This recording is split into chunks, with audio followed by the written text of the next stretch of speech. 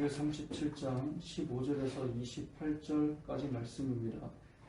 여호와의 말씀이 또 내게 임하여 이르시되 인자야 너는 막대기 하나를 가져다가 그 위에 유다와 그 짝 이스라엘 자손이라 쓰고 또 다른 막대기 하나를 가지고 그 위에 에브라임의 막대기 곧 요셉과 그 짝 이스라엘 온 족속이라 쓰고 그 막대기들을 서로 합하여 하나가 되게 하라. 내 손에서 둘이 하나가 되리라. 내 민족이 내게 말하여 이르기를 이것이 무슨 뜻인지 우리에게 말하지 아니하겠느냐 하거든. 너는 곧 이르기를 주 여호와께서 이같이 말씀하시기를 내가 에브라임의 손에 있는 바 요셉과 그 짝 이스라엘 지파들의 막대기를 가져다가 유다의 막대기에 붙여서 한 막대기가 되게 한즉 내 손에서 하나가 되리라 하셨다 하고 너는 그 글쓴 막대기들을 무리의 눈앞에서 손에 잡고 그들에게 이르기를 주 여호와께서 이같이 말씀하시기를 내가 이스라엘 자손을 잡혀간 여러 나라에서 인도하며 그 사방에서 모아서 그 고국 땅으로 돌아가게 하고 그 땅 이스라엘 모든 산에서 그들이 한 나라를 이루어서 한 임금이 모두 다스리게 하리니 그들이 다시는 두 민족이 되지 아니하며 두 나라로 나누이지 아니할지라. 그들이 그 우상과 가증한 물건과 그 모든 죄악으로 더 이상 자신들을 더럽히지 아니하리라. 내가 그들을 그 범죄한 모든 처소에서 구원하여 정결하게 한즉 그들은 내 백성이 되고 나는 그들의 하나님이 되리라. 내 종 다윗이 그들의 왕이 되리니 그들 모두에게 한 목자가 있을 것이라. 그들이 내 규례를 준수하고 내 율례를 지켜 행하며 내가 내 종 야곱에게 준 땅 곧 그의 조상들이 거주하던 땅에 그들이 거주하되 그들과 그들의 자자손손이 영원히 거기에 거주할 것이요 내 종 다윗이 영원히 그들의 왕이 되리라. 내가 그들과 화평의 언약을 세워서 영원한 언약이 되게 하고 또 그들을 견고하고 번성하게 하며 내 성소를 그 가운데에 세워서 영원히 이르게 하리니 내 처소가 그들 가운데에 있을 것이며 나는 그들의 하나님이 되고 그들은 내 백성이 되리라. 내 성소가 영원토록 그들 가운데에 있으리니 내가 이스라엘을 거룩하게 하는 여호와인 줄을 열국이 알리라 하셨다 하라. 아멘. 오늘 37장의 두 번째 이 말씀은 두 번째 회복의 메시지는 이제 나눠지고 분열되었던 이스라엘을 원래대로 하나가 되게 하겠다라는 것이 오늘 본문의 내용입니다.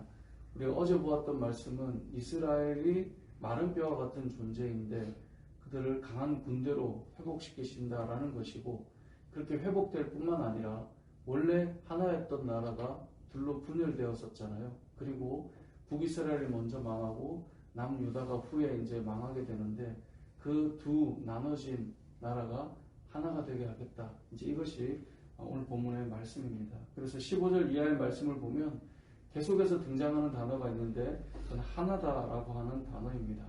막대기 두 개를 가져다가 하나님께서 하셨던 일은 하나는 유다와 이스라엘 자손이라 쓰고 또 다른 하나는 에브라임 곧 요셉과 이스라엘이다 라고 하는 단어를 씁니다. 그리고 그 막대기를 하나로 합치도록 하라는 것이죠. 그래서 17절 말씀에 보면 그 막대기들을 서로 합하여 하나가 되게 해라. 내 손에서 둘이 하나가 되리라 라고 말씀하셨고요. 이게 무슨 의미인지 19절에서 설명하는데 유다의 막대기에 붙여서 요셉의 막대기가 유다의 막대기에 붙여서 한 막대기가 되게 하는 것, 그것이 바로 그 나라가 이제는 하나가 될 것이다 라고 하는 것을 의미한다라고 말씀해 주십니다. 이스라엘 백성들이 나눠진 이후에 각자가 그 나라가 멸망하고 열방으로부터 비난과 조롱을 받았던 그런 시간들을 보내왔는데 이제는 그렇게 하지 않겠다라는 것이고 22절을 보면 그 땅 이스라엘 모든 산에서 그들이 한 나라를 이루어서 한 임금이 모두 다스리게 하리니 그들이 다시는 두 민족이 되지 아니하며 두 나라로 나눠지지 아니할 것이다 라고 말씀해 주시는 것입니다. 오늘 본문의 내용은 이 환상을 간단하게 보면 하나가 되게 하시겠다 이제 이 말씀을 해 주시는 것인데요. 우리가 기억할 것은 하나님의 역사는 어떤 역사인가를 여기서 알 수 있는데요. 하나님의 역사는 늘 하나가 되게 하는 역사입니다. 깨어지고 힘들어진 관계들을 다시 봉합하고 하나가 되게 하시는 것. 이스라엘 나라가 마른 뼈와 같은 나라가 이제는 생명 없는 자들이 생명을 얻고 힘을 얻을 뿐만 아니라 분열되어 있는 객체가 아니라 그것을 하나 되게 하시는 것, 그것이 하나님의 역사고 성령의 역사라는 것입니다. 반면에 사단의 역사는 항상 둘로 쪼개지게 만드는 역사를 일으킵니다. 사단은 늘 깨트리는 일을 하는 존재입니다. 반면에 하나님의 역사는 우리 안에 말씀하시는 것도 있죠. 성령께서 하나 되게 하신 것을 힘써 지키라라고 말씀하셨잖아요. 하나님께서 우리에게 원하시는 것은 하나 되기를 원하시고 또 하나를 만들어 가시는 것이 하나님의 역사다라고 하는 것을 오늘 본문을 통해 우리가 기억해야 된다는 것입니다. 사단은 늘 깨트립니다. 잘 보면 가정에서도 사단이 하는 일은 깨트리는 일을 합니다. 교회도 보면 잘 가다가 깨트려지는 일을 사단이 늘 만들어 갑니다. 그 안에 보면 공동체 안에 사람들이 부족하거나 사람들이 뭔가를 이렇게 능력이 부족하거나 이런 것들이 아닙니다. 잘 보면 참 다 괜찮은 믿음의 성도들이 모여 있는데 그들을 통하여서 하나님의 나라를 이루어 가야 될 믿음의 사람들이 하나가 아니라 분열되고 깨어지게 만드는 것이 사단이 하는 일이라는 것입니다. 그러면 어떻게 분열됩니까? 이스라엘 역사를 잘 보면 솔로몬 왕 아들 때 르호보암 때 분열되잖아요. 근데 르호보암이 왕이라고 하는 그 자리에서 강력한 힘을 가지고 그 이제 일을 하는 이스라엘 백성들의 그 아픔과 힘겨움들을 돌아보지 않고 더 강력하게 더 힘으로 그들을 밀어붙였잖아요. 그렇게 해서 나라가 깨지거든요. 그것은 하나님이 세우신 자리에서 역할을 해야 될 자들이 자기가 마치 이스라엘의 왕인 것처럼, 물론 왕으로 세웠지만 이스라엘의 왕은 하나님이잖아요. 세움받은 자리에서 자기들이 왕인 것처럼 그 약한 자들을 힘으로 눌러나갈 때 결국은 깨지고 말았거든요. 그것은 한마디로 말하면 교만입니다. 세워진 자리에서 힘을 가지고 내가 잘났고 내가 힘을 가졌고 내가 이 위치에 있으니 너희는 나를 무조건 따라야 해 라고 하는 말로 나가는 그 교만을 통하여서 이스라엘 나라는 절반으로 나눠지게 되었거든요. 우리도 마찬가지입니다. 어느 위치에 어느 자리에 있다고 할지라도 그것을 세우는 분이 하나님이시다라고 하는 믿음의 고백이 없다면 그 자리에서 우리는 뭔가를 잡고 자기가 왕이 되고 자기가 힘이 되고 자기가 권력이 돼서 누르게 되는 것입니다. 그럼 결국은 분열되고 깨지는 것이거든요. 오늘 이 이스라엘의 역사 왜 나눠졌는지를 알아야 다시 하나 되게 하시고 그것을 힘써 지키라고 하는 의미를 가지고 나갈 수 있는 거예요. 결국은 교만, 힘을 가진 자의 교만이 나눠지게 만든다는 것입니다. 또 한 가지는 사단이 하는 일이 무엇입니까? 요한계시록 12장 10절에 보면 사단은 참소하는 자라고 말씀합니다. 참소한다는 말은 헐뜯고 비난하며 고소하는 것을 말하는 거거든요. 사단은 늘 분열시키는데 어떻게 하느냐? 참소함을 통해, 말을 통해, 뒤에서 비난하고 헐뜯음을 통해 결국은 분열되는 일을 만들어 나갑니다. 이 일은 세상에서만 일어나는 것이 아니라 교회 공동체 안에서도 얼마든지 일어날 수 있는 일입니다.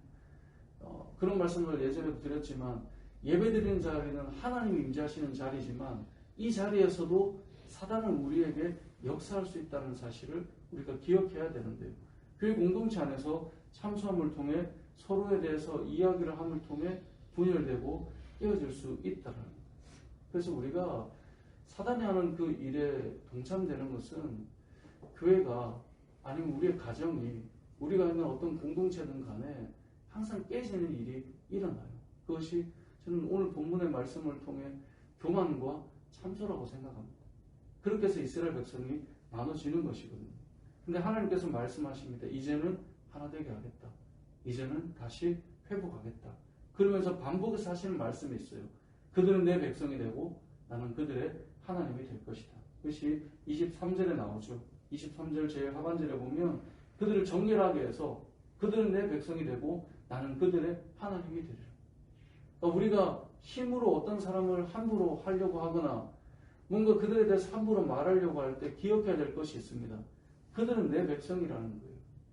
그러니까 우리가 하나님의 백성에 대해서, 우리가 하나님의 자녀에 대해서 함부로 말하는 것은 바람직한 모습이 아니라는 거죠. 그들은 내 백성이 되고 나는 그들의 하나님이 될 것이다. 27절에도 보면 내 처소가 그들 가운데 있을 것이며 나는 그들의 하나님이 되고 그들은 내 백성이 되리라.